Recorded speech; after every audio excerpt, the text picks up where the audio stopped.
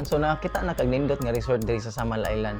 But before you book that resort, i-check ang ilang followers ug ang engagement sa ilang Facebook page. Kung ang page nila na ay 10,000 followers and then naalay 2, 3 or 5 or 10 likes, red flag na siya. Kaya ang legit nga mga Facebook page, kinaayon na yung mga tao nga nagapangutana, naga-react, o naga-inquire. Kanya, tanawa po ang ilang mga comments. Naabay ng utana about rates, directions, rooms, kung sa'y forma sa ilahang resort, or ga-reply ba sila sa mga inquiries, or sa mga comments mismo diha sa Facebook post. Kaya kung maragmingaw na gani ang Facebook page, just be extra careful. Kaya daghan kayo mga Facebook scam pages karon nga mupalit lang og daghan kayo mga followers just to look legit. Kaya usually ang legit nga resort page na ani. Number 1, active comments.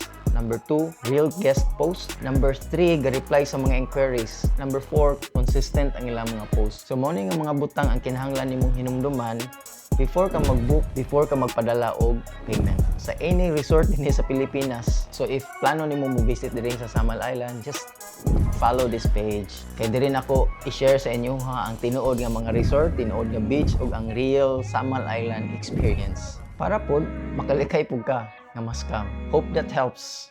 Cheers.